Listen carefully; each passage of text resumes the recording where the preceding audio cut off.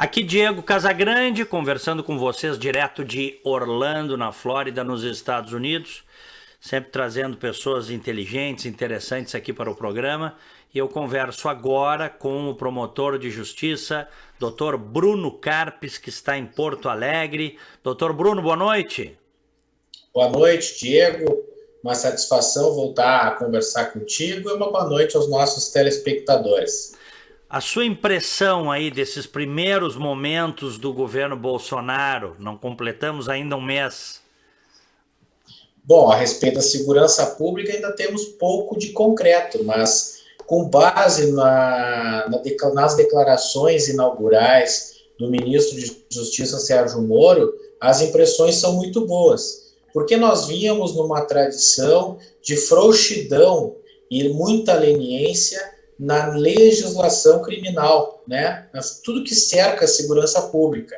E a sinalização, por exemplo, do fim da progressão de regime para quem integrar a organização criminosa, que hoje, na verdade, às vezes faltam provas, mas, na verdade, nós sabemos que a grande maioria dos criminosos pertencem direta ou indiretamente a alguma organização criminosa. Né?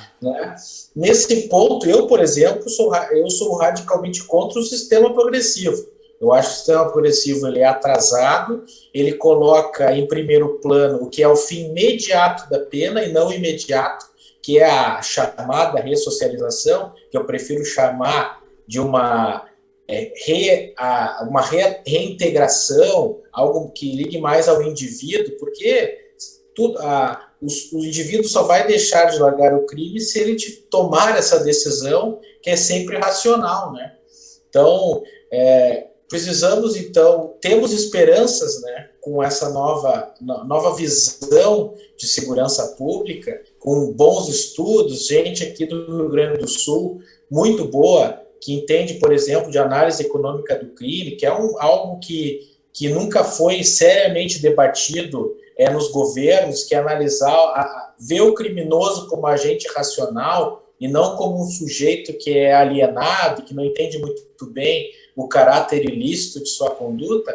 Eu acho que o discurso tem vindo bem. Agora vamos esperar, né, vai ver o que virá no pacote. E o governo tem desafios imensos, porque nós temos hoje no Brasil uma mentalidade que vê o processo penal não como uma proteção social, mas sim com o seu principal objetivo, a proteção de garantias do réu, né? Quando devia haver um equilíbrio sempre entre a proteção da sociedade e a proteção do réu, que também é um cidadão. Então se dá uma interpretação de garantias que extrapolam os países que têm tradição muito mais liberal que a nossa, né? Mostrando assim um certo desequilíbrio. Além disso, por exemplo, acho que eu não desconheço outro caso em outro país que o seu Supremo considere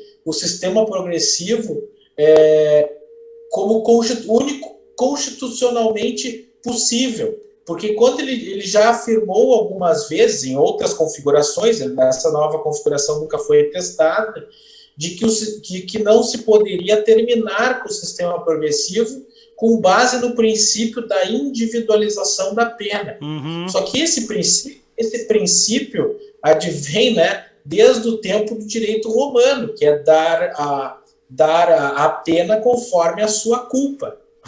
Não tem a ver com a política criminal. Escolher um sistema progressivo, isso é questão de política criminal que devia ficar ao largo do poder judiciário. Isso é matéria do poder legislativo. Então, nesse caso, eu vejo nessa visão deturpada, a meu ver, do princípio da individualização da pena, acaba o poder judiciário fazendo política criminal. E isso, num sistema tripartite de poderes, não deveria acontecer. Claro. O discurso do juiz Sérgio Moro foi uma coisa realmente espetacular. Ele conhece muito, ele sabe muito, né? Ele é um estudioso, ele é um técnico, ele é também um patriota, alguém que quer fazer a coisa certa. A questão é o seguinte, né? por onde começar. O Brasil está muito esculhambado e vem sendo, né, doutor Bruno Carpes, esculhambado há muito tempo, há décadas. O Brasil é mais ou menos como a Alemanha ou o Japão pós-Segunda Guerra. Nós precisaríamos de um super plano Marshall aqui, né? Exato. Só que a gente vai ter muitas resistências para mudar, inclusive as coisas que estão erradas. Por isso que eu propus esse questionamento aqui para o senhor. Como fazer a criminalidade cair no Brasil? Diego, nós temos que lembrar sempre que o fenômeno criminoso ele é multifatorial. Nunca se vai explicar o fenômeno por um enfoque apenas. Sempre que se fala, eu vejo assim, vem o enfoque da educação, isso é um fator que permeia o fenômeno criminoso, ele jamais explica, porque se o fato de não se ter educação gerasse criminalidade, o século XIX, onde a grande maioria das pessoas eram analfabetas, seria um século onde teria muito mais crimes que o século XX, e não é isso que se verifica, né? Nós vivemos uma criminalidade em massa que o Brasil nunca teve, em termos tão grandes. Então, e aconteceu no Brasil, houve uma derrocada do sistema judicial criminal como um todo. E o que é o sistema de justiça criminal como um todo? É o sistema de polícia investigativa, é o processo penal em si, a persecução penal, e o sistema prisional, a execução da pena. Tudo foi solapado no Brasil. Nós tivemos o sucateamento das polícias, por exemplo, Diego, é um dado que não é falado. As denúncias do Ministério Público, mais de 95% advém de prisões em flagrante. O que isso quer nos dizer? Que muito pouco vem de investigações com inteligência, com grandes operações. Isso ainda é fato raro. A polícia está sempre esperando que o flagrante ocorra, e daí a polícia militar, a Brigada Militar no Rio Grande do Sul, consiga prender o criminoso, para daí o delegado de polícia, com base no flagrante, fazer o seu inquérito, que já está praticamente feito pelo próprio flagrante. Isso mostra o quê? Porque quando se há uma investigação, se precisa de um instituto de perícia, se precisa de aparatos tecnológicos, e de inúmeros aparatos que não existem mais, que pouco existem, né? Eu falo o exemplo do caso, nós não temos, temos muito pouco hoje o próprio exame papiloscópico, né? Que é a impressão digital. Eu já vi agentes peritos no desespero tentando fazer com durex, né? Nos casos que tem. Então, tem, por exemplo, colegas meus do Rio de Janeiro, cidade com maior número de homicídios, com grave crise de segurança, que em 20 anos de júri nunca pegaram um processo com exame papiloscópico, com impressão digital. Isso mostra o quê? Ou não houve um interesse, quem que deve aparelhar a polícia? O Poder Executivo. O Poder Executivo deixou a polícia em pleno abandono. Hoje os delegados de polícia são verdadeiros heróis. Eles trabalham de forma artesanal ainda, muito por falta de recursos materiais. Então, depois, um sistema de justiça que vem sendo enfraquecido por ideias erradas, por ideias que colocam a ideia sempre colocam um problema no percurso entre a liberdade para se chegar até a culpa, sempre se coloca um desvio ali no meio. O Brasil tem uma facilidade enorme de achar nulidade em processo. Então, faltou por exemplo, nós temos uma coisa que só o Brasil tem. Não pode o réu ficar algemado na frente do juiz. Ou seja, quem é que inventou isso, hein? Supremo Tribunal Federal, súmula vinculante. Então, veja, é como se o juiz fosse um débil mental, que pelo fato do criminoso que ele prendeu estar algemado na frente dele, isso vai influenciar na sua psique para depois dar a sentença condenatória. Veja a estupidez de uma ideia dessa. Eu desafio um outro lugar do mundo decente que o juiz não possa mandar algemar. Ou seja, aí tem que justificar em ata que os agentes penitenciários alertaram que podia colocar a audiência em risco, a segurança da audiência em risco, precisa justificar em ata. Os advogados ainda questionam isso, dizendo que não era necessário, e ficam os tribunais depois discutindo se era ou não necessário o sujeito estar algemado na Doutor audiência. Bruno, então nós temos... eu vi um caso aqui, agora nos Estados Unidos, tá até na internet isso, o sujeito, veja que coisa interessante, o sujeito estava sendo acusado de um crime e tal, ele estava algemado na audiência, e ele não parava de falar. Ele estava com aquela algema que tem uma corrente na cintura e eles algemam e prendem as mãos do cara na cintura. E o juiz mandou várias vezes ele parar de falar porque ele estava atrapalhando a audiência. E ele não quis saber e ele não parava. O juiz mandou botar uma fita tape na boca dele. O senhor acredita nisso? Sim. Aqui já seria uma violação ao princípio da dignidade humana. Claro. Aqui mandaria soltar o cara, inclusive. O juiz manda botar uma fita tape. Até eu fiquei um pouco, até certo ponto, um pouco chocado, porque nós não estamos acostumados. Porque o juiz disse, parece que o juiz disse para ele que ele tinha a opção de sair da corte, né? E ele não quis, tal, então para você ficar vai ser assim, mandou botar, vieram os caras e botaram, tá aí, bota no Google que vocês vão ver. Então é muito diferente, o que não quer dizer que o sistema legal e penal americano não tem as suas falhas e seus problemas, e tem. Com certeza. E tem. Só que o nosso tá muito esculhambado, né? O nosso sistema tá em escombros, não é isso, doutor Bruno? Depois nós temos 4 instâncias, e ninguém luta para terminar com isso, aí ficam, porque justamente é um bom interesse as bancas, algumas bancas, protelar ao máximo o processo, tentando arranjar uma prescrição, tentando protelar o tempo de pena, quando o início da pena, etc. E assim, quando se consegue acabar um processo, depois tem um sistema prisional ou que falta vagas, ou que é muito leniente, que permite que as organizações criminosas comandem o ambiente prisional. Por exemplo, hoje eu vi um vídeo, Diego, no Ceará, agora com essa crise do Ceará, na verdade se descobriu que é um dos estados que mais dá regalias aos presos.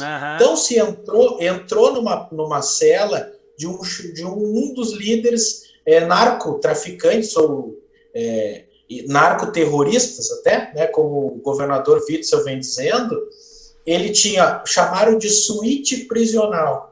Aí se entrava na cela dele, tinha 2 armas 9mm, 250 mil reais, geladeira Brastemp duplex com cerveja, refrigerante, frutas, energético e todo tipo de regalia. Ele tinha aparelho de academia dentro da cela dele. Como é que se chegou nisso? Por quê? Porque nós aprendemos que para os governos e alguns juízes e alguns promotores também resolveram negociar com o criminoso para não haver uma grande rebelião e um morticínio dentro da área do Estado. Ou seja, o que o Estado está dizendo? Aqui no meu espaço de território, mortes não podem acontecer e nós vamos negociar. Agora, lá na rua, o problema é da sociedade, do território, das pessoas que moram no território que vocês dominam.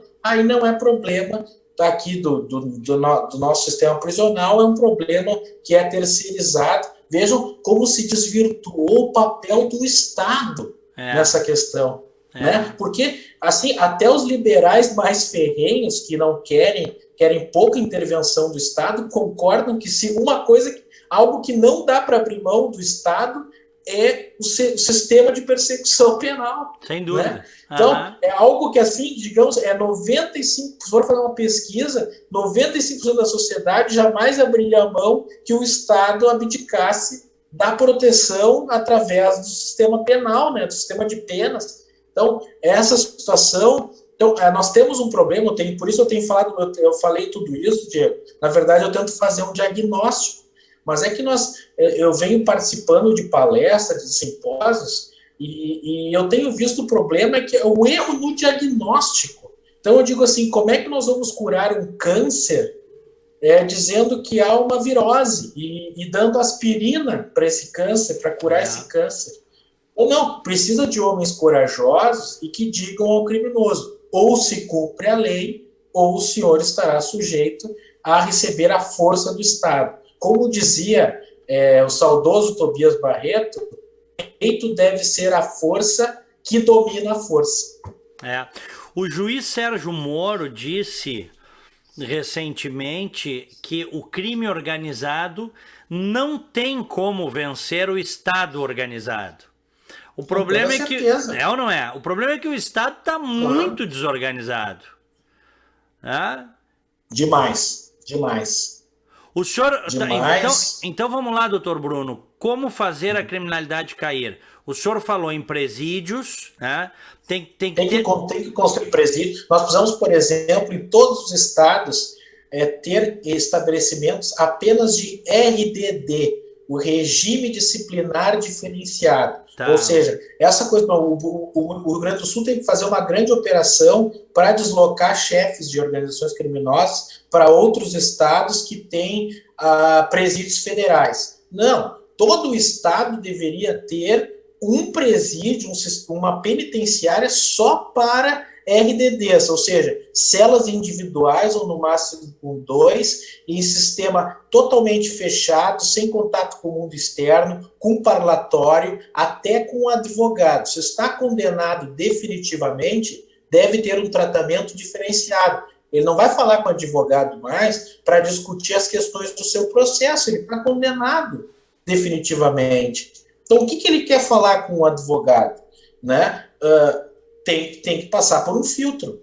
E sem contato físico, para não passar nenhum tipo de objeto e também não passar ordens. Porque o que nós temos? Sem esses grandes chefes perderem o contato com o mundo externo, nós não temos como tirar a sua influência no mundo externo. Então, eles continuam cometendo crimes enquanto estão presos, ou seja, como mandantes. Então, isso tem que terminar. Isso é através do regime disciplinar diferenciado. Também aparelhar a polícia, os órgãos periciais, né, com recursos humanos, recursos materiais, fazer uma reforma ampla no processo penal, por exemplo, aproveitar essa famigerada audiência de custódia, que é uma vergonha, porque o que uma coisa que a audiência de custódia comprovou que dá para fazer? Tornar o nosso procedimento mais célere.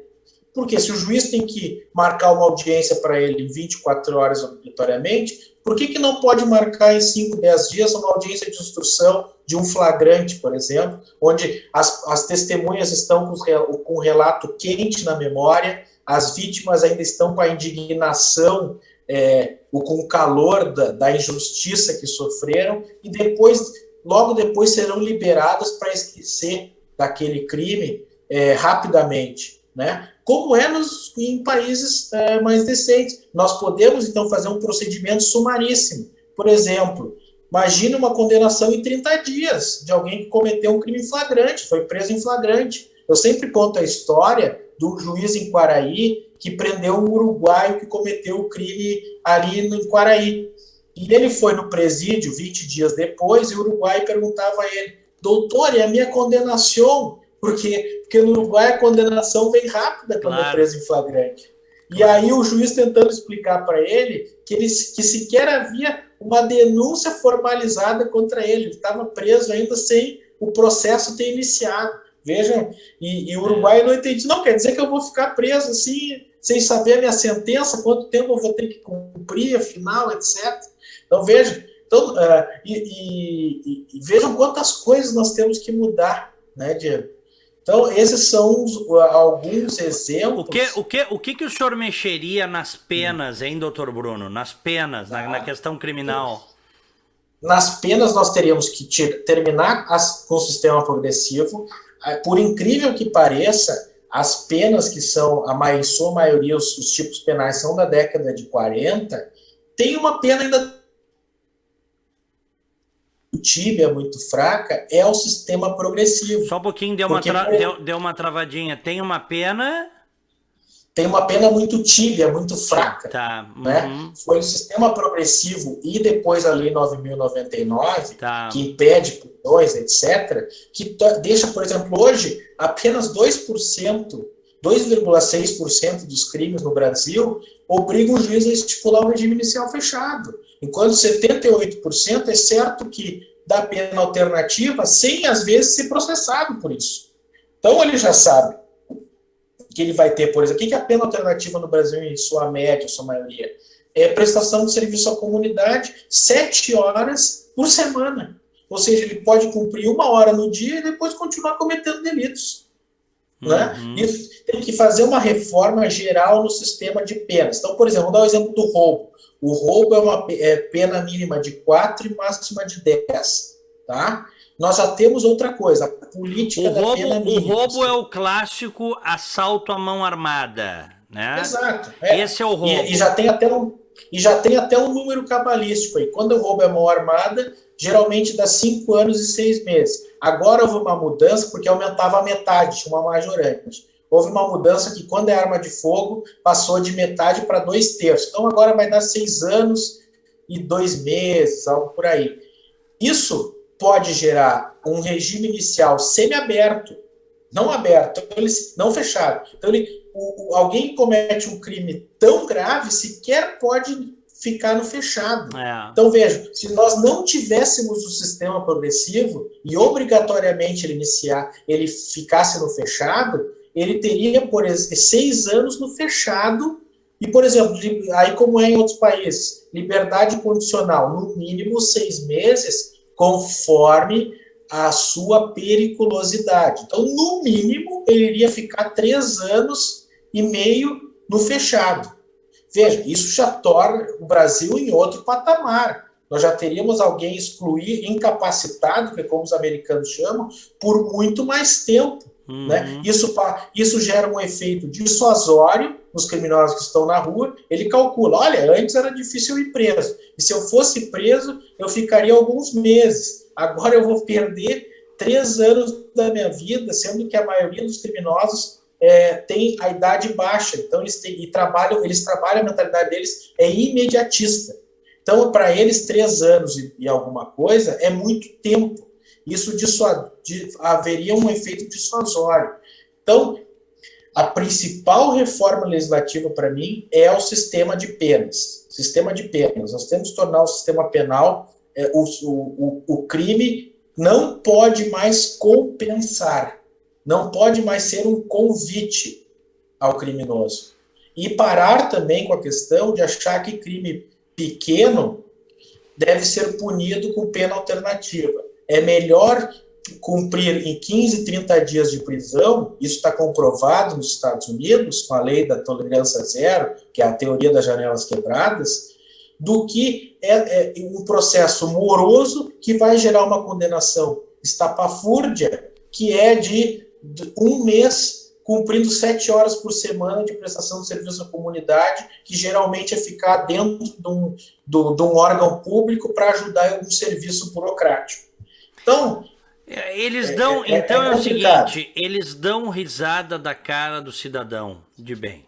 Exato. Porque com essas penalizações aí que o senhor explicou, na boa, isso não contém o crime em lugar nenhum do mundo. Não contém, quando se conta, eu contei isso para o chefe de polícia de Los Angeles, ele achava que eu estava me expressando mal em inglês, que eu estava fazendo alguma coisa errada. Eles não acreditam, eles realmente não acreditam. É por isso que o Brasil... Por isso que o Brasil, infelizmente, é um país conhecido no mundo só pelo carnaval e pelas bundas das mulheres dançando na beira da praia e na escola de samba e pelo futebol.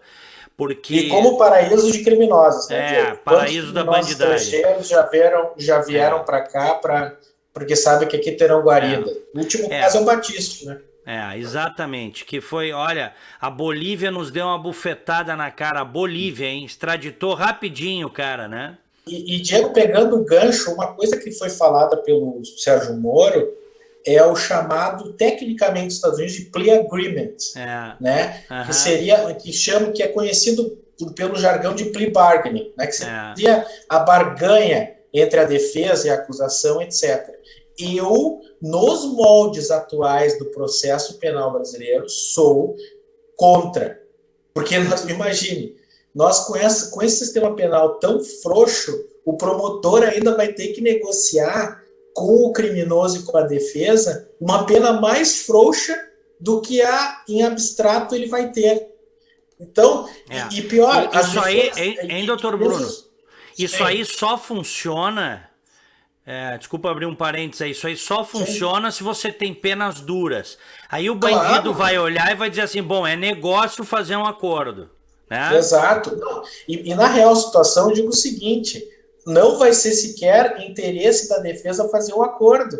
Porque por que eu vou cumprir logo essa pena se eu posso tentar cavar uma prescrição, cavar uma nulidade, se eu posso arrastar esse processo por anos, etc. E depois, se vai gerar, digamos, uma prestação pecuniária, que é uma das penas alternativas, é pagar uma multa, 2 salários mínimos. E ele pode dizer assim, ele pode dizer o seguinte para o seu cliente, o advogado bem instruído e conhecedor do sistema: olha, é melhor tu já reservar esse dinheiro, colocar numa aplicação para pagar daqui 5, 6 anos, e ainda por cima tu vai até ganhar um dinheirinho com essa aplicação, porque tu vai ganhar mais do que a correção monetária do salário mínimo de agora, que tu vai ter que pagar depois. Doutor Bruno Carpes, promotor de justiça, sempre uma grande satisfação conversar com um amigo. Enfim, vamos conversar mais vezes aqui na internet também, no rádio, sempre uma satisfação. Obrigado. Com toda certeza, Diego, a segurança pública envolve inúmeros fatores e conforme os projetos forem surgindo, os debates virão e nós podemos aí, quem sabe, contribuir para clarear essas questões que o cidadão quer saber, afinal, como vai ser as punições para os criminosos, porque o cidadão brasileiro não aguenta mais tanto criminoso na rua. Nós queremos isso. Impunidade mata. Nós queremos terminar com a impunidade no Brasil. Esse lugar de bandido bom é bandido na cadeia. Grande abraço. Muito bem, grande abraço. Este é o meu convidado de hoje, desta entrevista. Este é o programa Opinião Livre, comigo sempre, fazendo as entrevistas direto aqui dos Estados Unidos.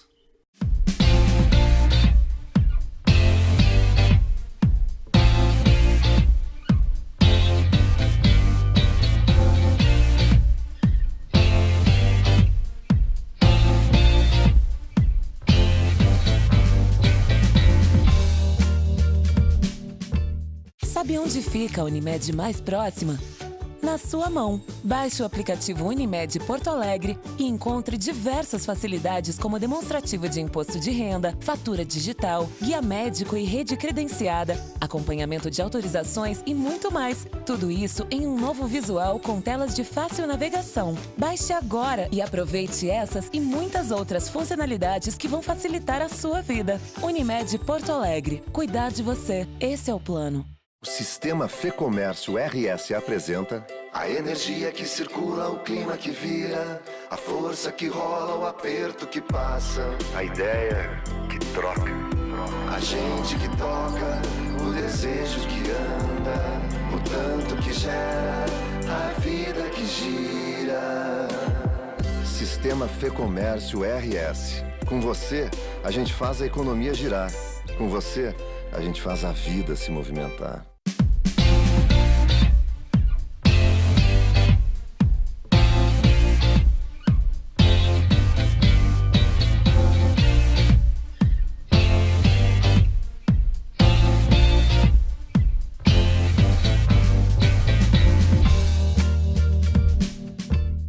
Aqui Diego Casagrande, falando direto de Orlando, na Flórida, nos Estados Unidos, para o programa Opinião Livre. Eu tenho a satisfação de conversar agora, ele está em São Paulo, cientista político, professor, doutor, ativista, Paulo Moura, boa noite. Boa noite, Diego. Boa noite aí a teus espectadores. É sempre um prazer aí falar pro teu programa. Igualmente, tudo bem? Mudaste, então, de Mala e Cuia para São Paulo, para a verdadeira capital do Brasil. Isso. Já estou aqui faz 1 ano e 8 meses, né? Já na batalha por aqui, embora tenha com frequência ido a Porto Alegre, tenho viajado bastante, mas circular pelo Brasil aí, na campanha eleitoral tive alguma atividade aí por Porto Alegre, tenho ido com frequência, meu filho está por aí, então estou circulando com frequência, mas a base é São Paulo. Muito bem. Paulo, antes da gente entrar no tópico dessa entrevista, desse bate-papo contigo, que são os primeiros dias, aí, as primeiras 2 semanas, sobretudo, do governo Jair Bolsonaro, conta um pouquinho sobre o teu filme, que foi um filme muito bem acabado, muito bem trabalhado, que tu fizesse com o Beto Souza, sobre as manifestações, foi aquele movimento cívico espetacular que todos nós estivemos presentes, que culminou com o impeachment da senhora Dilma Rousseff. O documentário chama-se Impeachment, o Brasil. Quem quiser assistir, ele está disponível no Now, da NET, e agora, mais recentemente, ele entrou no Google Play, tá? Então, ele pode ser assistido pela internet. No Google Play ele pode ser alugado por R$6 e pouco, pode ser comprado por R$7 e pouco, tá? Uhum. E pode ser comprado em HD, inclusive você faz o download no notebook, pode assistir. Ele busca, né, a memória daquele movimento e tinha como foco, basicamente, comprovar que o impeachment foi um movimento legal, constitucional, que foi uma demanda democrática do povo brasileiro, né? E eu fiz o filme em parceria com o Beto Souza. A gente conseguiu a doação de muitas imagens de ativistas do movimento do impeachment. Entrevistamos praticamente algumas das principais lideranças do movimento, os principais juristas que conduziram a defesa do movimento lá junto ao Congresso Nacional, e pegamos imagens de arquivo das votações do processo do impeachment na Câmara dos Deputados e no Senado, e pegamos aí um primeiro time de analistas políticos, sociais e econômicos, e conseguimos fazer um produto de 1 hora de alta qualidade.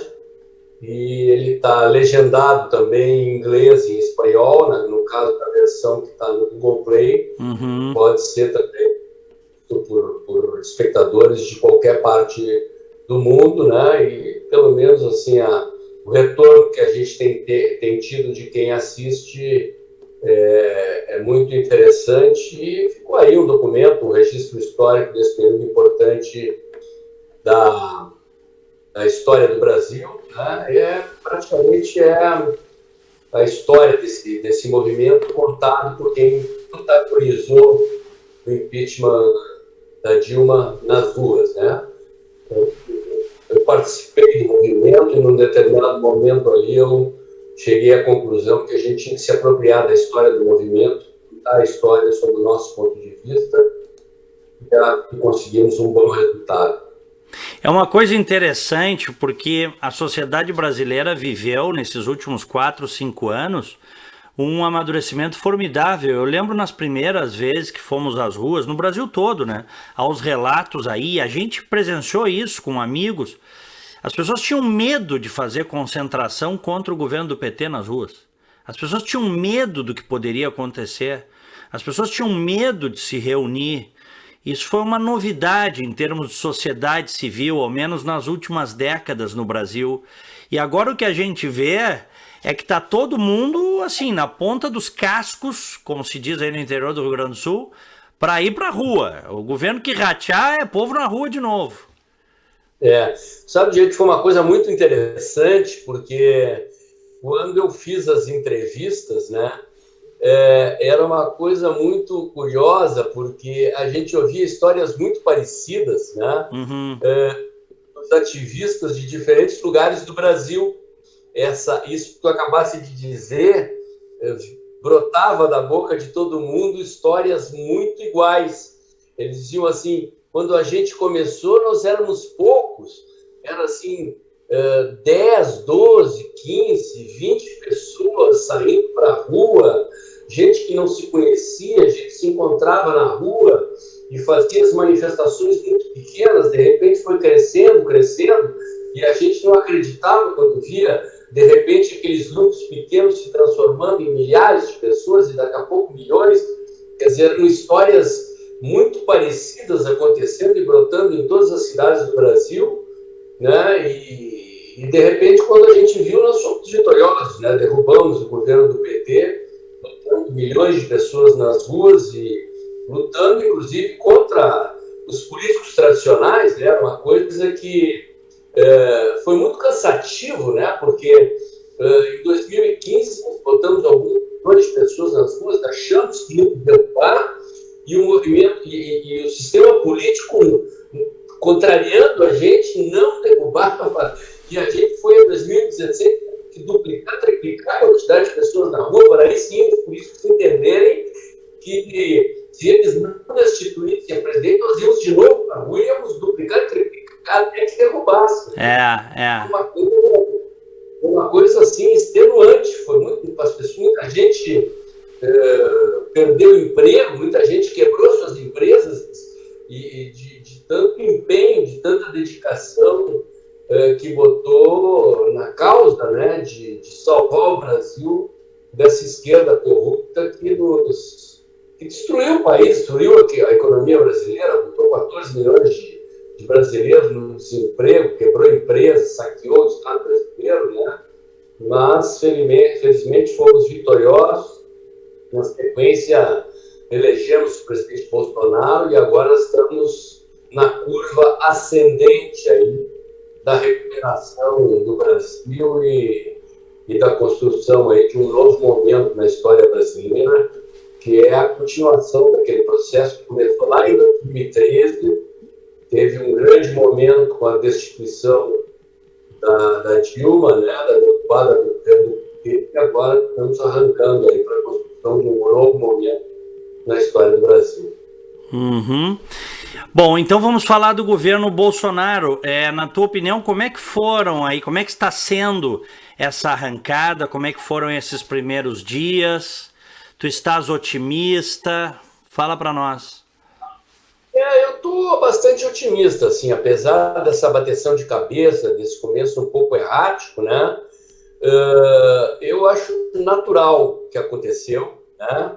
Quer dizer, primeiro eu costumo dizer assim que o governo ele é uma expressão, todo governo ele é um pouco a expressão da campanha eleitoral. E a campanha do presidente Bolsonaro ela sempre foi um pouco errática, né? Ela sempre houve mais e vens, essa bateção de cabeça, recuos, né? Esses ditos e não ditos sempre fizeram parte da campanha e eles acompanham esse início de governo. Se a gente fizer uma retrospectiva dos períodos iniciais de todos os governos recentes desse período democrático do Brasil, nós vamos constatar que esse tipo de coisa aconteceu, né, como está acontecendo agora. Porque o governo está iniciando e é preciso que haja uma acomodação ali das pessoas, dos cargos, até que uma certa coordenação política aconteça, né? E as pessoas começaram a falar que o governo tem problemas de comunicação. Não é que não tenha, né? Mas o problema original ali é um problema de coordenação política entre o presidente e os ministros, dos ministros entre si, né? E esse ajuste está acontecendo ali, já houve uma reunião do presidente com o ministro Onix, o ministro Paulo Guedes, para que haja um ajuste ali sobre como é que vai ficar a reforma da Previdência, quem fala, né? E como se fala e o que se fala. Agora, né, ontem foi escolhido aí anunciado um general para ser o porta-voz, né?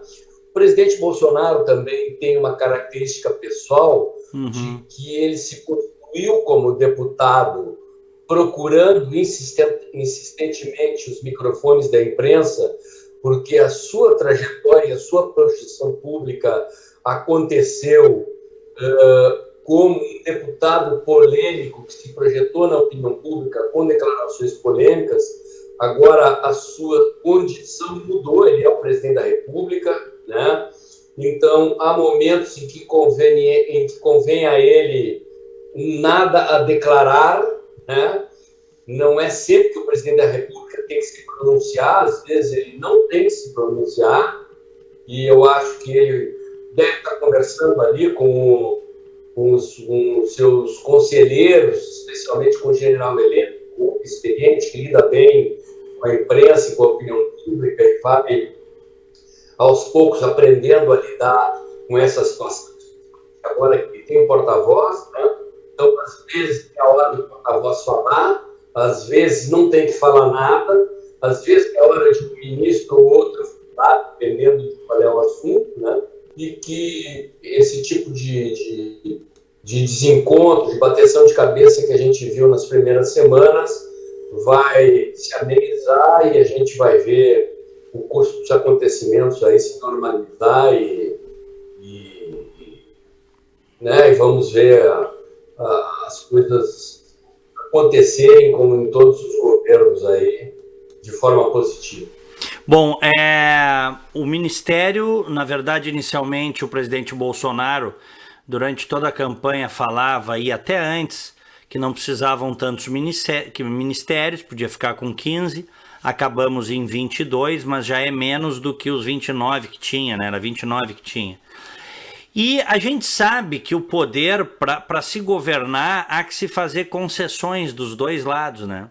Quer dizer, o Bolsonaro, que foi eleito, ele tem como, num sistema democrático, professor Paulo Moura, e aí eu gostaria que o senhor aprofundasse nisso, manter o mesmo perfil, o mesmo padrão de crítica, a mesma incisividade de quando ele era oposição e fazia as críticas aos governos petistas e até ao governo do Temer?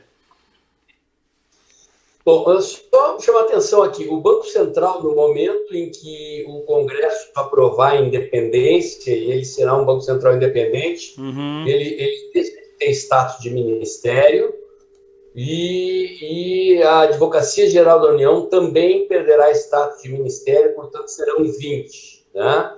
Então não serão os 15 lá anunciados no discurso eleitoral, mas é uma redução expressiva, né? Bastante interessante, né? E eu acredito que, de certa forma, o presidente não terá aquela contundência, mas não deixará de ser, não deixará de ter a personalidade que ele tem, né? Tem revelado, nesse momento, críticas interessantes ao PT, por exemplo, né? Agora, no episódio da devolução do terrorista aí, Cesare Battisti à Itália, deu uma chapuletada significativa no Partido dos Trabalhadores, né? E não acredito que ele vai deixar de fazer críticas expressivas aos seus adversários. Também agora no episódio da exoneração da presidente do INEP, né? Fez uma crítica irônica à presidente do INEP que saía, né? Então, acho que ele não terá de ter essas características, embora, evidentemente, como presidente da República, deve, eventualmente, amenizar um pouco o tom, né? Mas não deixará de ser o Bolsonaro que ele é, né? Agora, ele montou um ministério de alta qualidade, né? Isso todo mundo reconhece que, comparado com a mediocridade dos ministérios fisiológicos, né? Montados diante daquela lógica de tomar lá da cá dos governos anteriores, chamado presidencialista de coalição, é realmente de tirar o chapéu, assim, porque a maioria expressiva dos nomes que ele escolheu é realmente um ministério de altíssima qualidade. É quase um dream team, né? Com Paulo Guedes, Sérgio Moro, né? Com certeza, e vários dos generais ali escolhidos são nomes de reputação técnica e de honestidade inquestionável, de gente que tem ali qualidades inquestionáveis para as funções que foram escolhidos, né? E tem um mix interessante ali no segundo escalão, né? Que ele tá contemplando também os partidos, né? Com nomes de qualidade técnica. Pouca gente está prestando atenção nisso, né? Mas ele designou ali, ele segurou nos Correios um general que é ligado ao PSD, né? O general Teófilo, que foi candidato a governador do Ceará, que foi posto na Secretaria de Segurança do Ministério do Moro, é ligado ao Tasso Gereissati. Um dos cargos do Ministério da Saúde, que foi designado pelo ministro Mandetta, que é ligado ao DEM, é uma médica também ligada ao Tasso Gereissati. Né? O cargo da FUNASA, que é praticamente um Ministério da Saúde paralelo, é ligado ao PTB. Né? O secretário responsável pela Secretaria da Reforma da Previdência, designado pelo ministro Paulo Guedes, é ligado ao PSDB e foi o responsável pela reforma trabalhista no Congresso. Então, o governo, no segundo escalão, está fazendo uma composição partidária, né? O ministro Osmar Terra, por exemplo, ligado ao MDB, né?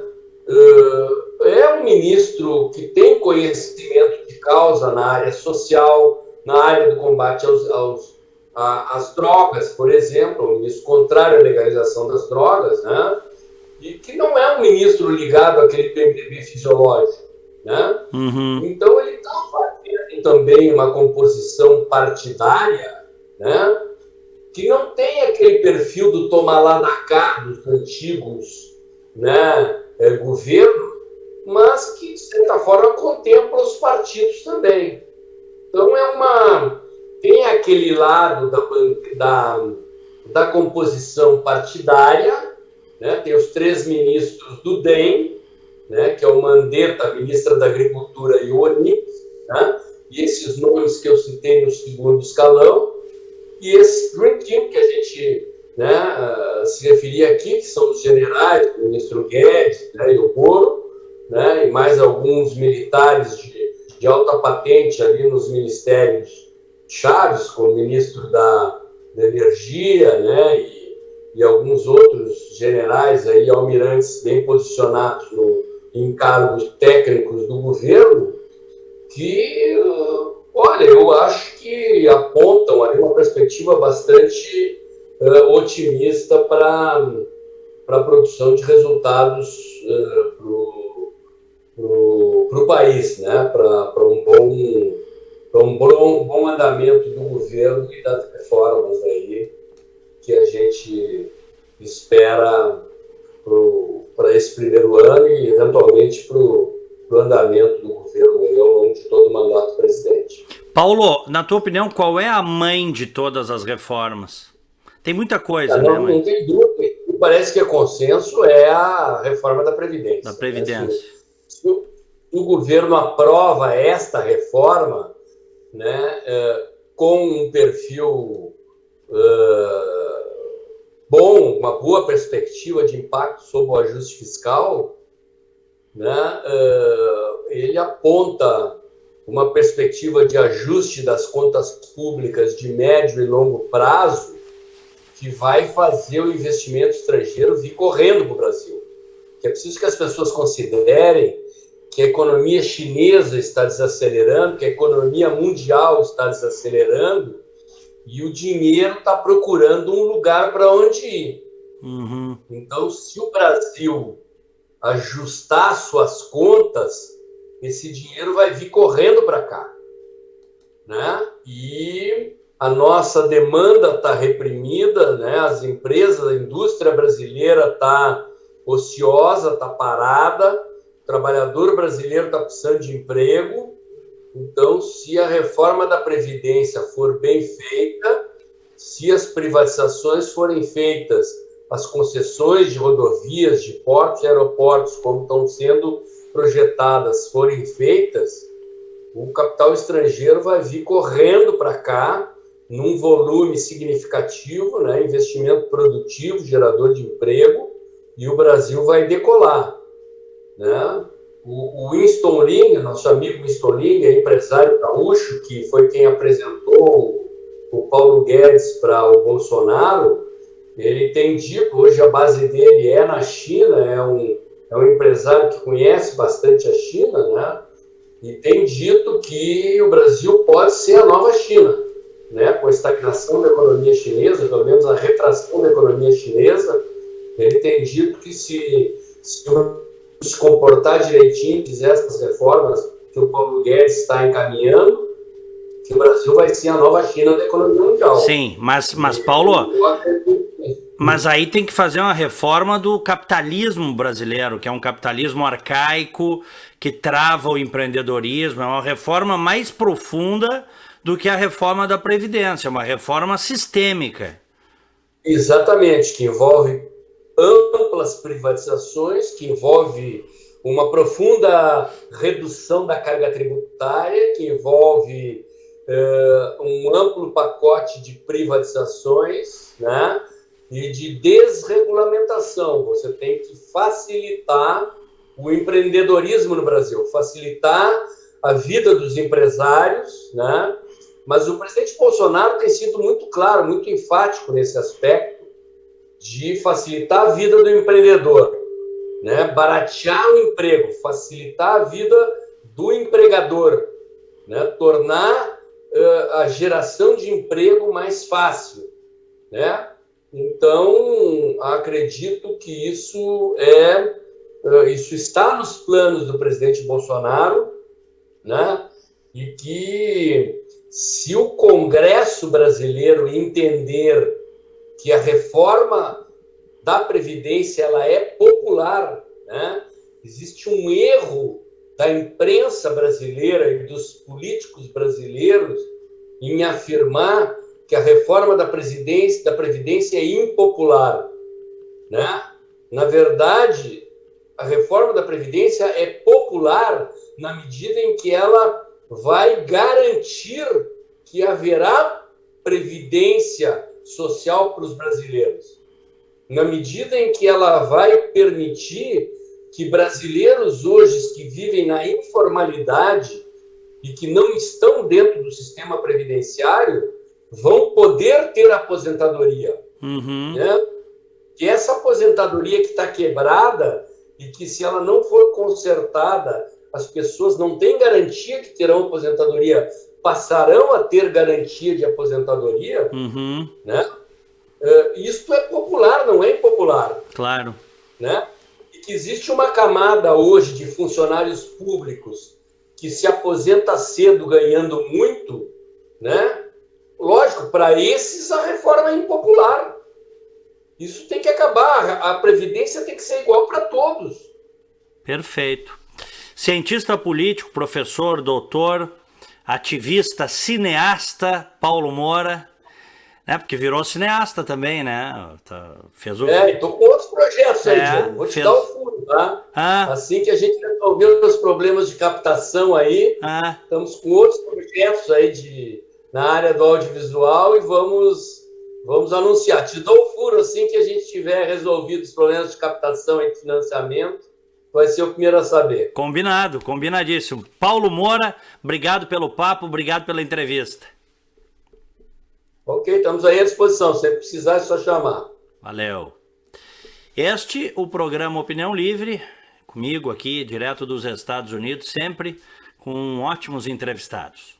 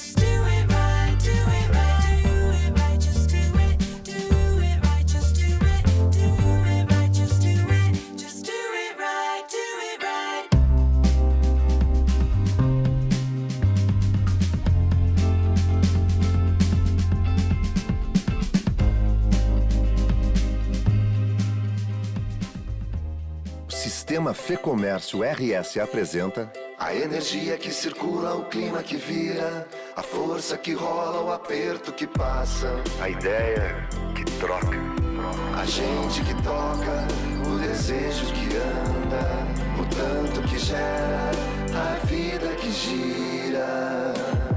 Sistema Fecomércio RS. Com você, a gente faz a economia girar.